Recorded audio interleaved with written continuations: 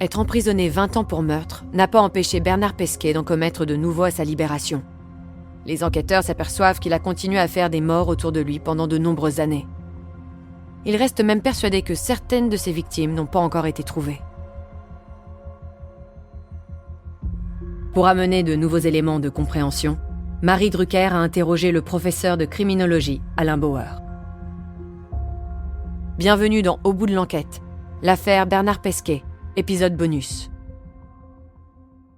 Cher Alain, professeur de criminologie, j'avais besoin de vos lumières d'experts pour éclairer cet épisode bonus d'Au bout de l'enquête. Bonjour Marie, c'est toujours un plaisir de pouvoir expliciter, rendre clair, transparent ce que sont les outils de la criminologie et donc la manière dont les enquêtes sont menées.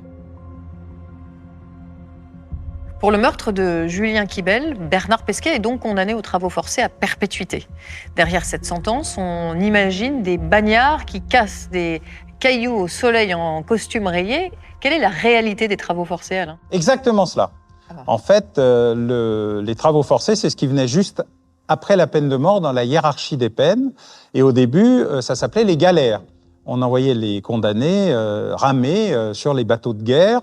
Et puis, peu à peu, la marine à voile a remplacé la marine à rame. Et on a dû inventer un nouveau dispositif de peine. On a ouvert des bagnes, d'abord en métropole, d'ailleurs essentiellement autour des villes militaires. Et puis, en 1852, les bagnes de métropole sont fermés. Et on ouvre en Guyane et en Nouvelle-Calédonie des nouveaux pénitenciers pour les prisonniers. Donc en 1941, on continuait d'envoyer des prisonniers en Guyane ? Non, Bernard Pesquet va y échapper à 3 ans près. Un décret de 1938 ferme les bagnes en Guyane et les réouvre en métropole. Les travaux sont toujours aussi difficiles. Ils ne seront définitivement supprimés qu'en 1960 et remplacés par la prison à perpétuité. En expliquant qu'il a commis un crime passionnel, Bernard Pesquet espère réduire sa responsabilité dans le double meurtre. Alain, est-ce que le crime passionnel existe dans la loi ? Pas du tout. Il existe au cinéma, dans les séries télé, les médias, bref, à peu près tout, sauf dans le code pénal. Et en fait, cette notion servait surtout d'excuse. Dans le code Napoléon, on pouvait prévoir une réduction de peine en cas de crime sur sa femme ou l'amant de sa femme, mais seulement pour les maris. Cette notion, évidemment, a disparu aujourd'hui et depuis 1994, le meurtre sur conjoint, quel que soit le sexe d'ailleurs, est considéré comme une circonstance aggravante qui peut valoir à l'auteur la perpétuité au lieu des 30 ans normalement requis avant cette réforme. Aujourd'hui, on parle beaucoup de féminicide. Qu'est-ce que ça veut dire ?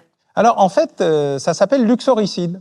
Car cette notion, le meurtre de l'épouse, a existé bien avant le concept de féminicide qui est apparu seulement dans les années 60 en Amérique latine. Et aujourd'hui, le petit Robert en donne cette définition. Meurtre d'une femme en raison de son sexe, pas de son statut, notamment de son statut marital ou de conjointe. En France, il n'y a pas de statistiques officielles des féminicides, mais il y a des décomptes faits par les médias régulièrement pour indiquer à quel point ce sujet est tout à fait particulier dans le monde de l'homicide. Et il se trouve que la diversité des relations sociales dans les relations individuelles provoque l'apparition de nouveaux termes qui ne sont pas encore entrés dans le droit, mais l'usage est tellement répandu que rapidement, ceci devrait faire l'objet d'une modification du code pénal. Merci Alain de nous avoir aidé à mieux comprendre les dessous de cette affaire. Je vous donne rendez-vous bientôt pour un nouvel épisode bonus d'Au bout de l'enquête. Oui Marie, merci et à très bientôt. Vous venez d'écouter l'épisode bonus d'Au bout de l'enquête consacré à l'affaire Bernard Pesquet. Si vous avez aimé ce podcast, vous pouvez vous abonner sur votre plateforme de podcast préférée et suivre Initial Studio sur les réseaux sociaux.